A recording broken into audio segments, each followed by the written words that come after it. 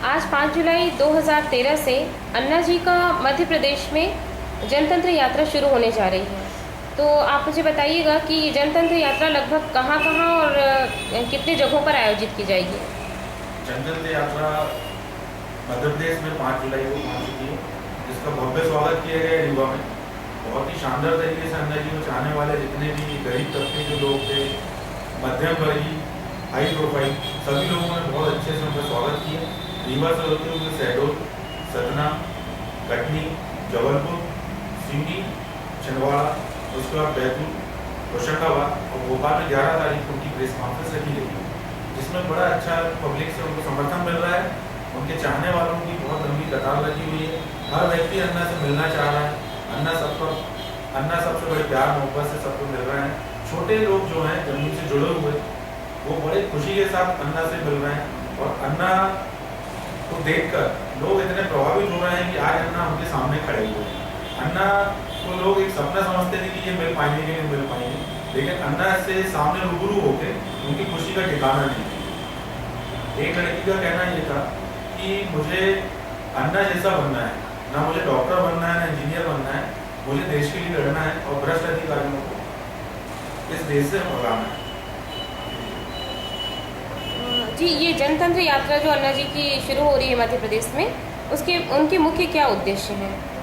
अन्ना जी का मानना है कि इस देश में परिवर्तन संघर्ष के माध्यम से होगा और संघर्ष से ही जनता की आवाज पहुंचेगी और व्यवस्था में परिवर्तन होगा। अन्ना जी ने जनतंत्र मोर्चे का गठन किया है। जनतंत्र मोर्चे के अध्यक्ष जनरल वीके सिंह जी हैं। इस जनतंत्र मोर्चे का मकसद, अन्ना का मकसद ये है कि जनता की सत्ता होना चाहिए। अभी जो सत्ता है वो राजनीतिक दलों की है। वे चुनाव में जीतकर तो आ जाते हैं, उसकी जनता की आवाज को बिल्कुल दबा देते हैं। इस समय तो देश में कंपनियों का राज चल रहा है, कंपनियों के एजेंट बन के सरकारें काम कर रही हैं। तो जनतंत्र लोग का गठन ही इसलिए किया कि भाई जनता की सत्ता बने और 100% भारत का संविधान को लागू कराया जाए और इस देश की सत्ता भारत के संविधान के मुताबिक चले।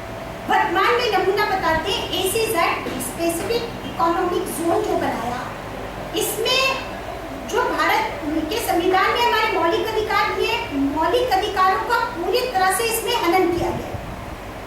जैसे जम्मू से कश्मीर तक आदमी घूम सकता है, कहीं भी व्यापार कर सकता है, पर ACZ में हम देखेंगे कि हमारे पूरे मौलिक अधिकारों का हनन कर दिया। भारत के संविधान में लिखा है कि कोई भी देश में ऐसा कानून नहीं बनेगा जो हमारे मौलिक अधिकारों का हनन करे, मौलिक अधिकारों को समाप्त करे, परंतु देश में कोई सुनने वाला नहीं। इसलिए जरूरी है कि जनता की सत्ता बननी चाहिए और देश में ये जनतांत्रिक मोर्चे का उद्देश्य भी ये है कि भारत का प्रत्येक नागरिक इस देश में अपनी भागीदारी समझे कि ये देश मेरा है, इसकी समस्याओं को मैं बता सकूं, इसकी समस्याओं के निदान भी हम लोग निकाल सकें। ये सोच को लेकर जनतांत्रिक मोर्चे का गठन किया है। अन्ना जी पूरे देश में घूम रहे हैं। जन लोकपाल बिल पारित होना चाहिए। इस देश से भ्रष्टाचार समाप्त होना चाहिए कि जो कुछ केंद्र सरकार ने अन्ना जी के साथ किया, जो झूठ बोलने का काम किया, अब पूरे देश के लोग अलग अलग जिलों में, अलग अलग प्रदेश में अन्ना जी के साथ खड़े होकर सरकार को ये संदेश देना चाहते हैं कि अगर जो लोकपाल बिल पारित नहीं किया तो उनके गंभीर परिणाम आने वाले चुनाव में उन्हें भोगने पड़ेंगे और लोग जनतांत्रिक सत्ता चाहते हैं और उसके लिए एकजुट होना चाहते हैं और ये संदेश पूरे देश में जाएगा।